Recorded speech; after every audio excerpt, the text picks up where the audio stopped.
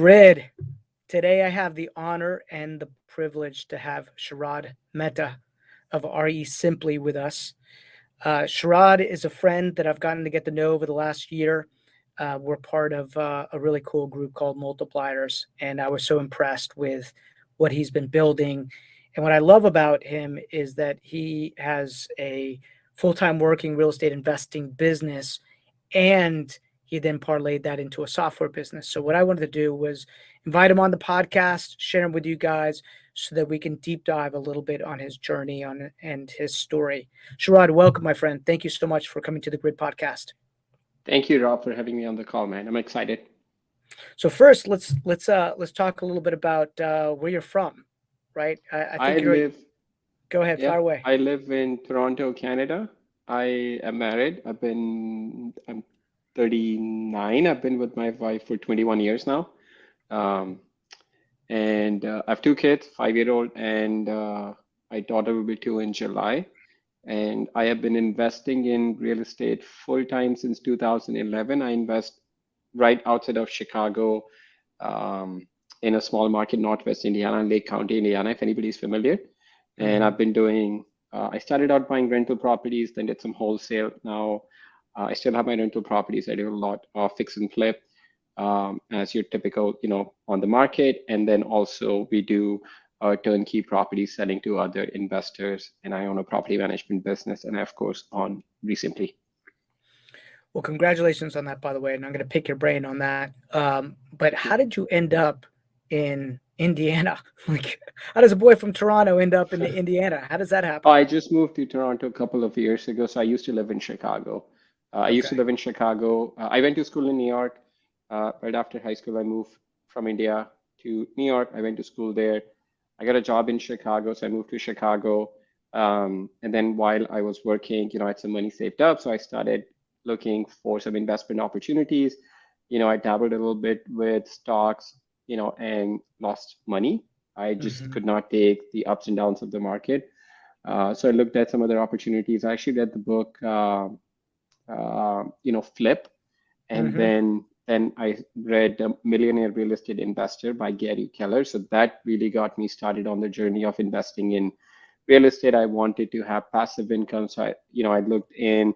I literally just followed the book. The book talks about like have a target area within 45 minutes to an hour. It's a long time since I read it. So I basically drew 45 minutes to an hour drive from where I was living in downtown Chicago, and Indiana popped up in that. I'm like, well, I didn't, if you're living in Chicago, you don't really care about Indiana.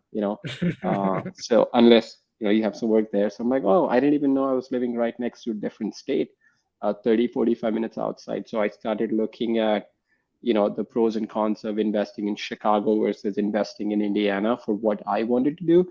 And Indiana just seemed, it made a lot more sense to invest in Indiana versus Chicago. So that's how I started investing there.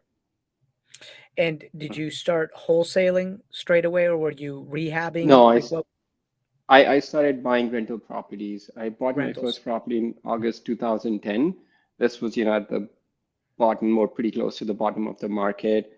Bought my first property. It was a 2 unit. I think listed on the market was 65. I think I made an offer of 20 and I bought it for like 22.5 or 25,000, put 10,000 into it, 35 all in roughly and rented the 2 units for 650 each. So 1,300 a month. I'm like, oh, this is pretty good. I should do Hmm. more of this. So I just, I had some money saved up. So I invested. I borrowed some money from my family, friends and family, on a 7-year amortization, 2-year balloon. So I was like really forced to pay down and then just kept buying properties, paid them down. And then, I got to the point where I needed more cash. And that's when I started wholesaling to generate more cash that I could invest in rental properties. But the goal always was to build passive income. For sure, 100%. Yeah. Where did that come from? Where did that desire come from? I'm just curious. Um, just wanting freedom of time and money, Hmm. not, I was not the best of the employees, so I Hmm. didn't really enjoy what I was doing. I was an accountant, I loved the company that I was working for, but not necessarily enjoyed the work that I was doing. And I didn't want to be like a slave to a job, where I had to have this job in order to get some income. So I wanted to have some passive income built on the side. So where even if I were not working, I could have money coming in. So that's where, it was the goal of getting passive income. Got it. Yeah, it's Yeah. just like, hey, I don't want to be a slave to a wage, right? Yeah, And I exactly. think that Yeah. I think that's the thing for most of us, right? We Yeah, get it. yeah, We absolutely. just we see that we have the ability to dictate our income, and we don't want to be a Right. slave to the wage. And we also know that we can't, hustle and grind forever when it comes to like some of the, like just doing deals all the time. Like I always Yep. remember saying, I want to be able to do something one time and then get paid for it forever, right? Exactly. Absolutely. And Yeah. yeah, wanna so kind of walk me through your journey a little bit. Like, how many properties did you do? Like, how many do you do now? Like, what is kind of walk me through that the evolution of you. Sure. So I own roughly, as far as my rental portfolio is concerned, I own roughly about 50 properties. Hmm. Uh, 95% of the portfolio is paid for free and clear, because that was my, goal from the beginning was, I think it had a lot to do with like what happened in 2007, 8 time period where the market crashed because of all the, the loans that people are taking. So I think that had something to do with my investment strategy. I'm an accountant, so I totally understand leveraging, my money would get me, 2, 3 times the portfolio that I have. But that wasn't my goal. My goal was to have like a sizable portfolio that I could get consistent passive income that I could just Hmm. live off if I needed to. So I own about 50 properties that, are my rental properties. And now, we do about 30 to 40 flips a year.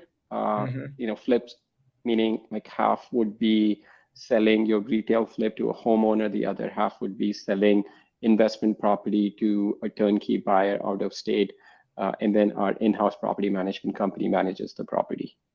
Got it. Got Right. it. Interesting. What do the numbers look like in Indiana? Just out of curiosity. So you buy something for what?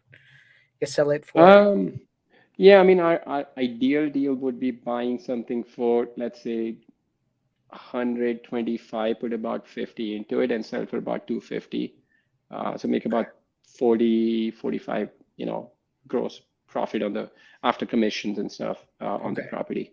If Yeah, you're gonna that would sell it be. to if you're gonna sell it to somebody that's turnkey, what do those numbers look like? Right. Turnkey, ideally, the price point would be like 125 to 175. It's a little bit harder to get those 125 properties, so the price of Hmm. like 150 to 200. And typically, the rent would be about 1% of the purchase price in monthly rent. So if it's a $200,000 property, it would rent for about 2,000 a month. You could do that in India. I mean, this is crazy. You It's can't getting do it here. harder. Oh man, I used to buy my properties. I bought some properties with 3% number, if you can imagine, three and a half Yeah. percent. But I mean, of course, those are not available in the market anymore. But 1%, I feel like, when we're selling it to an investor that, people get excited about, but it's getting harder and harder. Like some of the properties we're selling for, say 150 might be renting for 1,300 to 1,350, 1,400 a month, but if you can get 1%, then we definitely it sells very quickly. What is the tenant like in Indiana with those numbers? I'm just curious. Um, Meaning, I'll tell you why I'm asking that. When I got started, the I 2005, I was buying properties and selling them to turnkey to investors, Okay, and it was in a sub market outside of Washington D.C., 2 hours away from where I lived, and we could buy something for, let's just say, look, I'll give you an example. I could buy a duplex for $25,000, which is kind of crazy, right?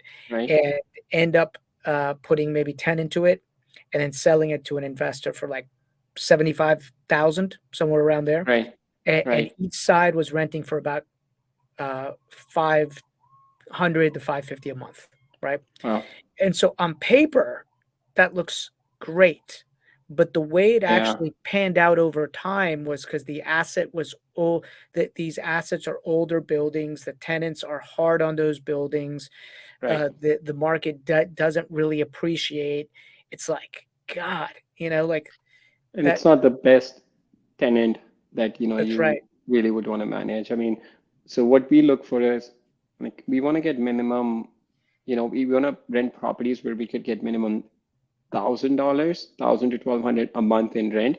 We feel like, a family or, a tenant that can afford to pay $1,000 to $1,200 a month, would be making about, combined household income would be about $50,000 to $75,000 at a minimum. Mhm, Those are mhm, like good quality tenants, blue collar, they might be working in, retail, or they might be working in food service industry. But yeah, once we get to, the monthly rental of 500 to 750 range or lower, it's, mhm. we've noticed in our experience, we don't get the good quality tenants. I mean, those neighborhoods generally don't tend to be very good. I do have some of those properties. I mean, the rent has gone up since I bought those properties. But yeah, those have always been the trouble. At least in our market, if we can get 1,000 or over, those are pretty good properties, pretty good tenants. I think that's great advice. I wish somebody'd given me that advice a Right. decade ago, a decade ago, right? I learned that lesson the hard way, and I realized that those single family houses where the rents were higher definitely did Right. better for us over time. Yeah. Right. Yeah, they Very might cool. not seem so good on paper, but generally over long term, they'll perform better because you'll have less capital expense. Tenants will tend to stay longer. Mhm. So you'll make more money in the long term. There'll be more appreciation. That's what we've noticed, at least in our market in Indiana. Fascinating. Fascinating. So let's fast forward a little bit now and figure out how did you decide to start REsimpli? Like, where did this come about, right? And by the way, full disclosure, we've been using REsimpli, absolutely love it. So cool Thank you. because um, one of the things that I noticed was as I built other businesses, you're always kind of like piecemealing lots of different software together Yeah. to be able to make a solution work. And here, it's so pleasantly surprised that we could do everything within Right. your software, right? Direct mailing, the calls, the phone numbers, like everything could happen out of the Yeah. accounting, for God's sake. So, Absolutely. I, how did this come about? Yeah, so in 2015, August 2015, I moved to California, San Diego. Um, and, I still had my active business. My wife, she got a job, we had some family. So we decided to move. Had I not moved, I probably would have never started the company because I Mm, might not have seen the need because I was so involved in the business that I never, had an opportunity to kind of step away from it.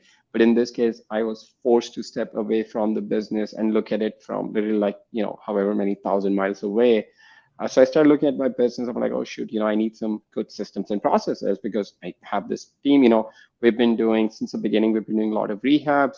Um, so I started looking at, okay, I would need, a CRM. I would need something to do marketing. I would need like a phone system. I would need something to manage my contractors. And then I come from an accounting background, and then the KPI tracking was very important. I wanted to be able to make decisions based on the numbers.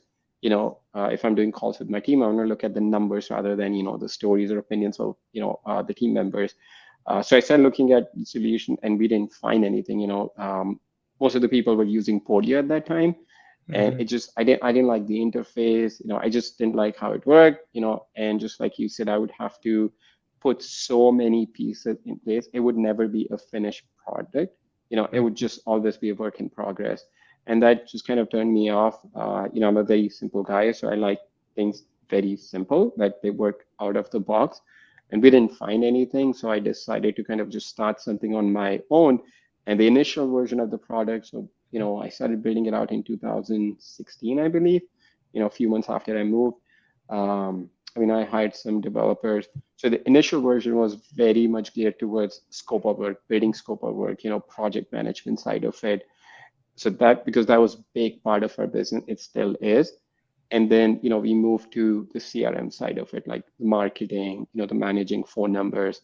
And then in 2000, towards the end of 2019, 2020, so like a couple of years ago, we actually started opening it up for other people. So I used it for like 2 years for myself. And hmm. then I was part of a couple of masterminds. I started opening it up for other people. And they're like, oh, this is pretty cool. Can I use it? Can I use it? And then we kind of grew from there. But the original idea was to just have one system that I could log in and essentially run my entire business from, and then have really good KPIs on my business. I hate like having to log into multiple systems, doing all these integration. I personally don't like it. I figured other people, would not enjoy that either. Nobody gets up and say, "Man, I can't wait to do some integrations today." Yeah. That's right. That's right. Yeah, I'll so get a load that out. was I have the to zap it into this, I and then know, right? yeah, Yeah. crazy. So that was the idea, and then it kind of grew into what it is now. We're working with over 1,000 uh, companies from all over the country. Some like pretty large companies doing 20, 25 deals a month. So it's pretty exciting now. With the direction we're going in and some other things that we have planned for the future next year and a half. So super excited. Yeah, and you said something, and I noticed this, right? You said I'm a pretty simple guy and I like simple things, right? And I'm Right, right there with you, right? There's so many, you know, what software did I look at the other day? Oh, I was just looking at, believe it or not, I was went into Monday. I was looking at right, Monday.com, right? And immediately I got turned off because right. it there was too much for me to have to build and do Yep, within Monday, exactly. right? Right, And so I was like, man, like somebody needs to learn how to simplify this within Monday, or like right. develop it for somebody. And that's what you've been able to do with REsimpli, right? It just Yeah, exactly. That was the idea from the beginning. I mean, I was very intentional about naming the company REsimpli because the idea was we have to build something simple. Like in our, you have, we a lot of people initially used to move over from Podio. They would switch over from Podio, and they would say, hey, in Podio, I can add these different statuses. Can I do that in your system? We said no. There's a reason why we built it the way we have, and once you start using it, you will realize you don't, just because you have the option to customize something doesn't mean you should.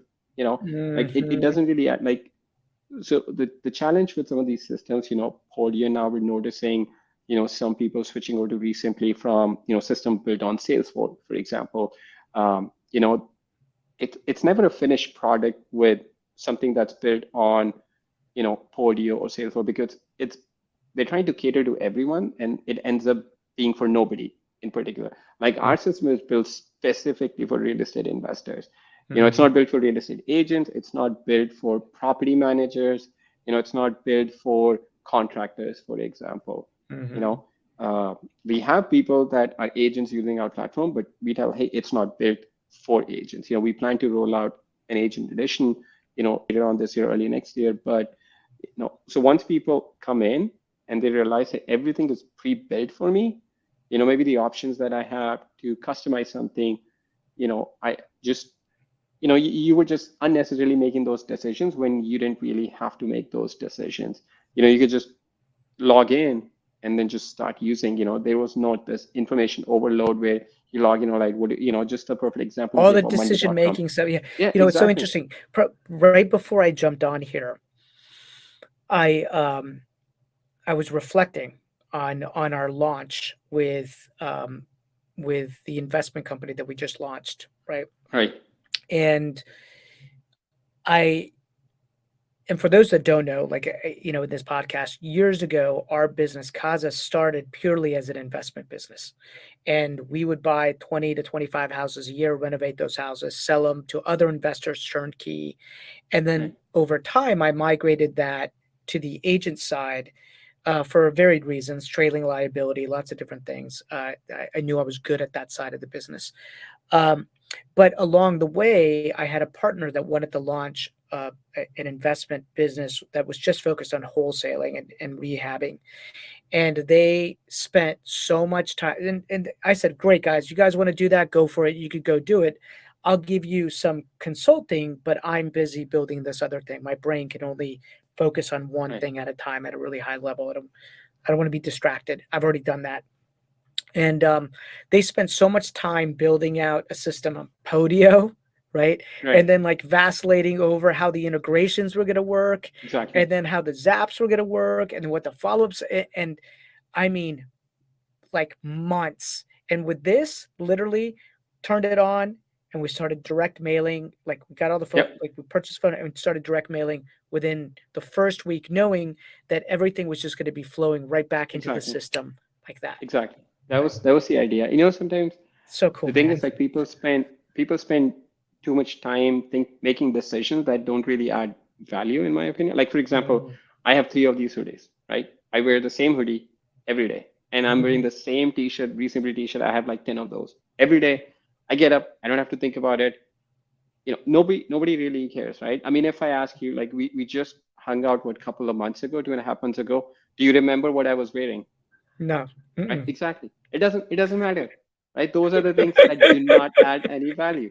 Like I don't remember what you were wearing, and nobody cares. But Nobody for cares. me, yeah, it's like I don't have to think about it. I get up and I'm ready to work. I'm not That's loading my mind with these decisions. I do the same thing. That was the idea with, building REsimpli, where people don't have to think about it. When somebody says, "Hey, can I customize?" We say, "No, that's not an option. Here's the reason. There's a reason for it. Just not, we just thought about it. Hey, let's just make it because it's easier." No, it's actually more difficult to build it the way we built it, but there's a very specific reason for it. And once people see that, especially teams that are doing high volume, 10, 15, 20 deals a month using our system, they're like, "Oh, I love it because, I don't have to think about all the integration part of it. I don't have to make the decision. It's just built just for my business. And I can get so many cool things because, I don't have to think about it." And then the way we build the system. we're gonna come back. We're gonna come back to the system, but I want to talk to you about the accounting KPIs and ROI because that's the piece that I'm really excited about. Um, Right. as soon as we start collecting more data, but I want to go back in time a little bit, right? I want to I want to unpack a little bit about your journey as a real estate entrepreneur, Right. as an investor, as a software, software uh, company owner, which I'm told is really friggin' hard, right? Like that is Right. really hard. So, you know, how did you fund all this stuff? Did you fund it out of your own pocket? Did you go raise capital? I mean, like, did you ever hit a time as an investor or in the software business where you were like, this is hard, like I can't do this, right? Or has it always been really Yeah. easy for you? Yeah. I mean, do you want me to talk about how many times today? No, Yeah, that's no, right. it's good now, but it's funny when I joined Multipliers. The first year I attended was 2019, right? This Mhm, is Feb 2019. I come to this event. I had already decided that after the event I was going to wrap up the company. I was just going to mm, give up. It wasn't going anywhere. It was just like not, I didn't have direction for where I wanted to take it. It was working great for me. So I was just going to kind of keep it as just something for myself, but not think long.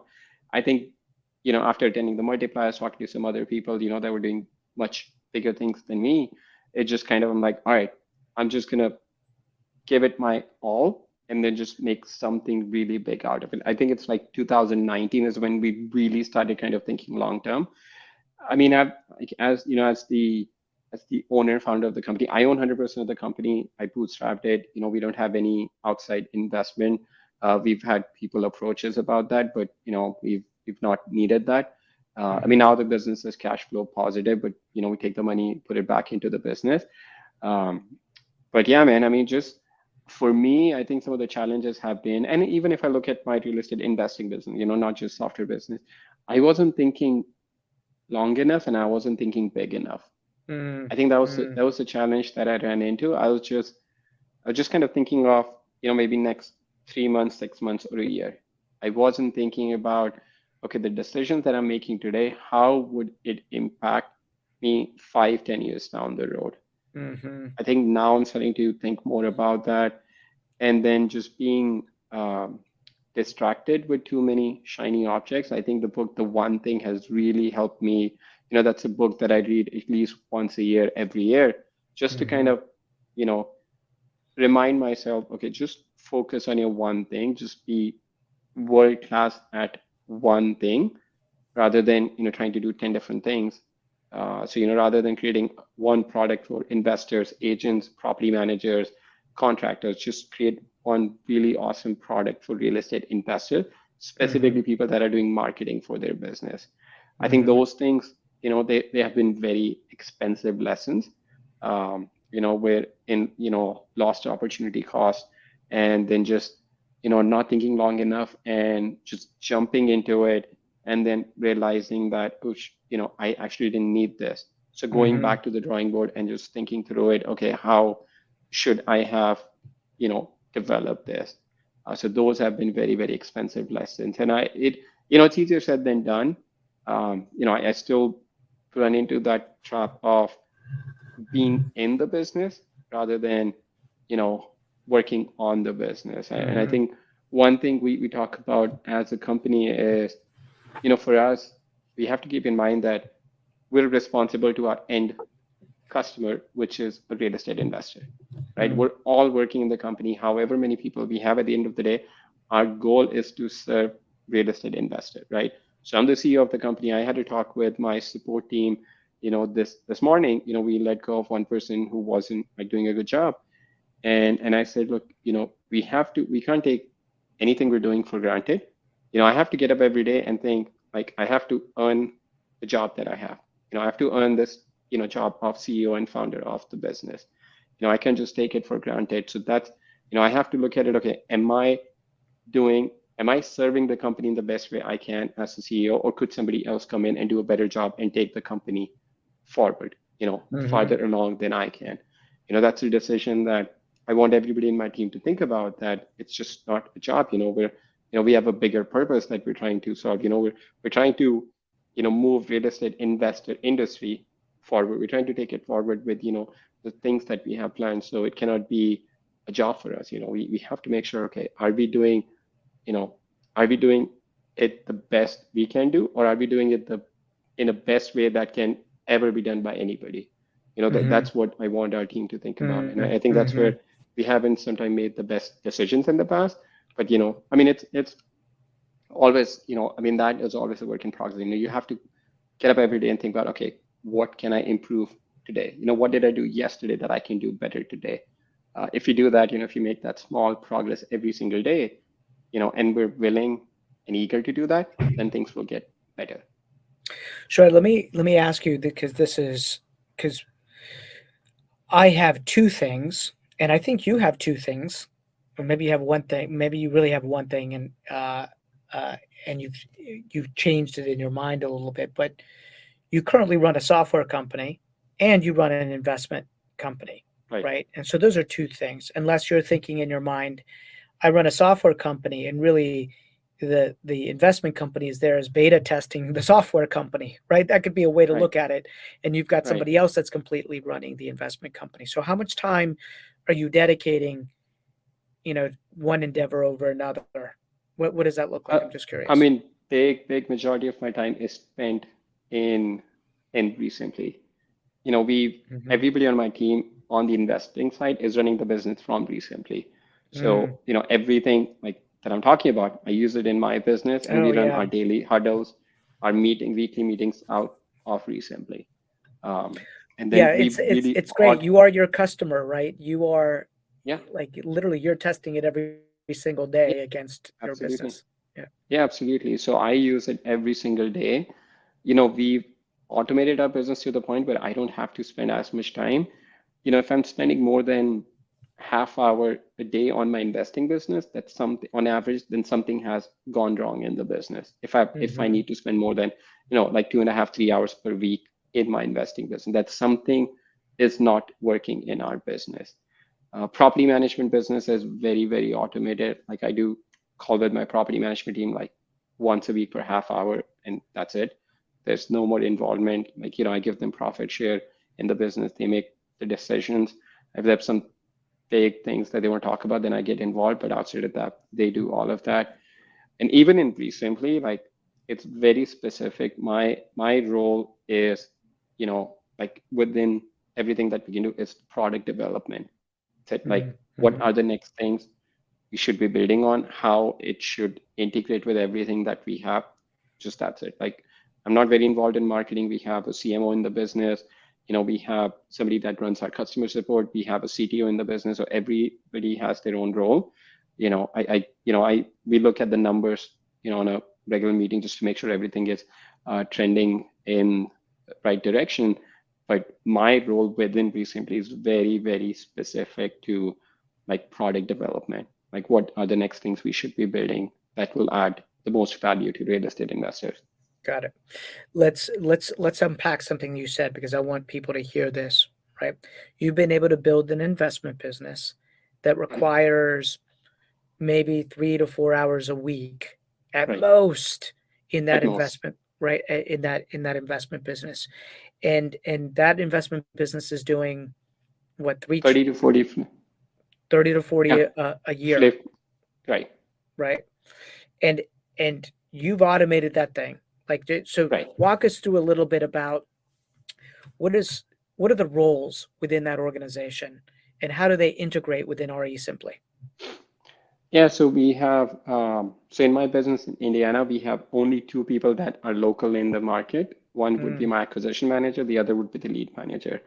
And then, so mostly we do fix and flip. We don't really wholesale much, maybe like a couple of deals a year that we would wholesale. So we do about 30, 40 rehabs, and these are big rehabs, like 40, 50, $60,000.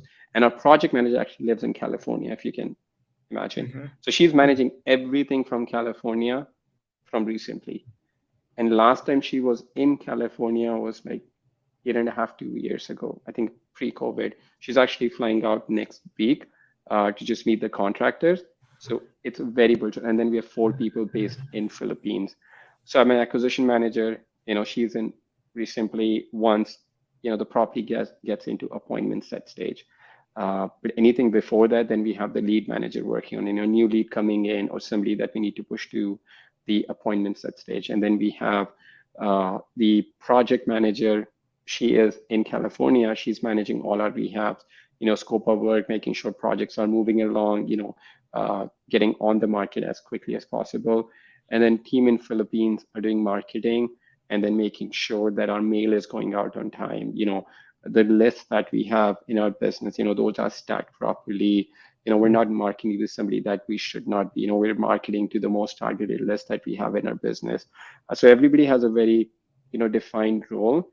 mm-hmm, And then, as long as everybody is doing what they need to be doing in the business, then things should move along. It's like, the four wheels in a car. As long as mm-hmm. every wheel is moving forward, then the car is moving forward. But if you take out one wheel, then, the whole car stops. So, yeah, and then, we have all the KPIs that we can track within REsimpli, and then, we make our decision based on that. Based on that. Interesting. So let me Right. see if I can just kind of spit this back out to you a little bit for those that are listening. So you've got 3 or 4 virtual assistants in the Philippines, and they're doing marketing and um, and when that marketing goes out, right, you do it through REsimpli, that marketing goes out, people are going to call in through one of the phone Phone numbers that they number. can purchase Right. from REsimpli, right? That lead's going to come directly into the Yep. CRM, and then you Exactly. have you called them a lead manager. Is that what it Lead is? But is manager. that like an Yep. ISA inside salesperson? Yeah, That essentially. Yeah. essentially Essentially. Yeah. who picks up the phone and follows up and probably goes through a script with that particular Yeah, I mean, person. the insight, so then for us, the person in Philippines initially, we use call porter, to answer the call. But if they're Mhm, not available, then we would have somebody from our team in Philippines answer the call.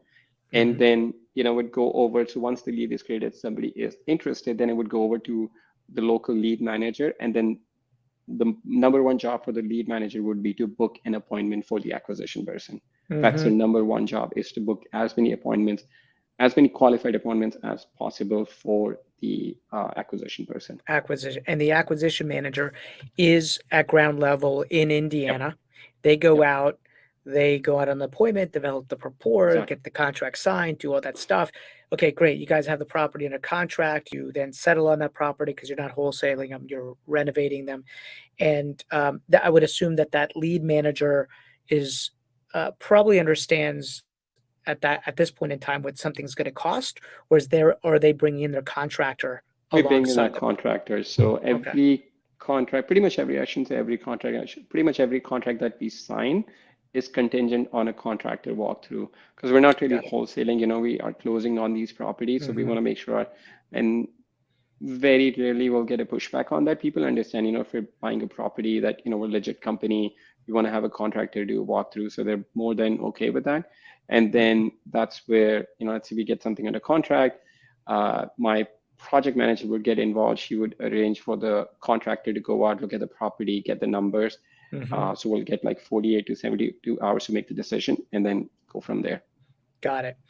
And Right. then you settle, and then it's the project manager who lives in California's job to make sure that that contractor is doing what they're supposed to be doing on time, on task, Yep. the whole 9 yards. Yeah, And exactly. that's the machine, right? That's That's the it. machine. Yeah.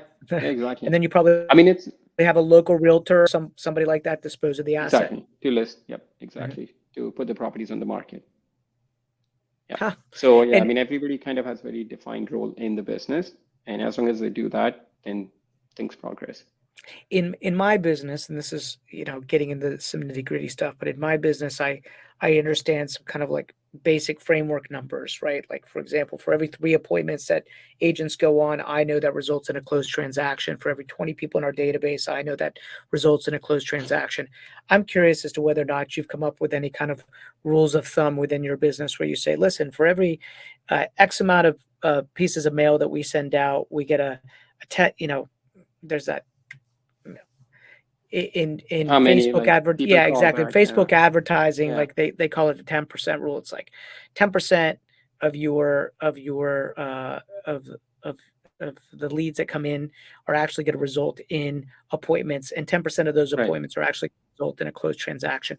I'm just curious if you have any rule of thumb for your market Yeah, I mean, on something like typically the response rate would be about, depending on how many mails you send out, it would be about 0.5 to 1%.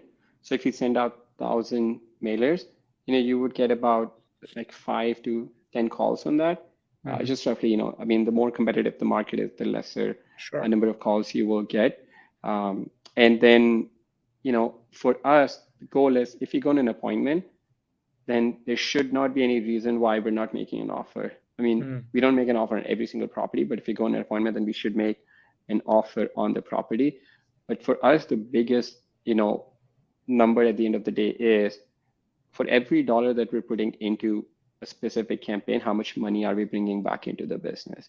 We might get, we send out 1,000 pieces of mail. We might only get one person calling us back, but then we end up making $100,000 from it. So that's for us, it's over time, how much money have we spent into that sure. specific marketing campaign, whether it be, we track based on each list that we're mailing. So if we're mailing, let's say direct mail, how much money are we spending on absentee list? Based on the Hmm. different campaigns, we can track where the leads are coming from, how much money are we spending, how much money are we making. So for us, we like to see at a minimum 3x return on the marketing dollars that we're putting in. Direct mail for us right now is about 4.5 to 5, roughly. Um, Hmm.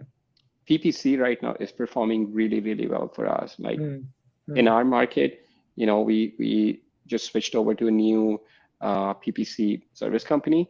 mm, So it could be beginner's luck or whatever it might be, but our return right now is like over 10x on the PPC spend that we have so far. Um, mm, but direct mail tends to be the most consistent in the long term. mhm, And based on my experience, based on other investors that I've talked to, it generally takes about 4 to 6 mailings to the same list to get a property under contract. But mhm, there's so many variables. For example, if you do not start with a good list, if you start with the list of people that just bought their property in last year, and they have 100% equity, they just paid cash, like no matter how many times you mail them, there's a very, very, very, very rare chance that you'll get a property from that. So you have to mhm, start out with buying the right marketing list and then just being consistent with that marketing. mhm, If you have the right marketing list to begin with, then people ask like which marketing should I start with? We always say the one that you can stick with the longest. mhm, Whatever it might be, mhm, whatever, like if you are going to start with cold calling, but it's not in your personality to just be on the phone, call people randomly, then don't do that because you're going to give mhm, up in a month. If you're going mhm, to do texting and then you don't feel comfortable about all the compliance issue, then don't do that. For us, mhm, like it just direct mail PPC just works perfect with my comfort level, my personality that, hey, we're sending out direct mail. we're doing PPC, and then people are calling us. We do cold calling and texting also, but we notice like most of our deals are coming from direct mail and PPC for us. Yeah. But yeah, I mean, like starting with the right list and then you're consistent with that list, whatever marketing you choose, like it's just a matter of time before you get a deal from it. If Would it come full circle back into REsimpli and looking at the ROI on your marketing spend, right? Like you've got a dashboard, and that right, dashboard is telling you, it starts telling you what your KPI, like it starts learning exactly. and then giving you Yeah, exactly like what and reflecting what's happening in the business, which I love because then it's like you can tune what's going on. exactly. I'm curious, when you guys are like when you worked out the algorithm for the ROI and the marketing spend, did you guys also include or the um, well, we call them the ISAs, the inside salesperson, but the lead manager's salary into that? Because I think that may have to get calculated in. We, yeah, so so for us, what we do, like for example, if we're pulling a list, right, and we're going to use the same list for direct mail, to cold calling, and to SMS, for example, then what we do is when we're allocating the expense, we'll allocate one third to direct mail, one third to cold calling, one third to Mm, SMS. But if we have somebody, that's strictly doing cold calling, then their salary would get allocated to cold calling. It would end up in marketing. Um, so for me, like for example, if we have an ISA who's taking the call, like for example, let's say we use call porter, right? They're taking hmm all our inbound call. Now they might end up taking calls that are coming in from direct mail, from PPC, from the cold people we cold call, people we texted, if you're mm, doing TV ads, mm, radio ads. So it gets very tricky to allocate. So what we might do is we hmm might just put it in the other campaign. This is hmm other, but we know what it is.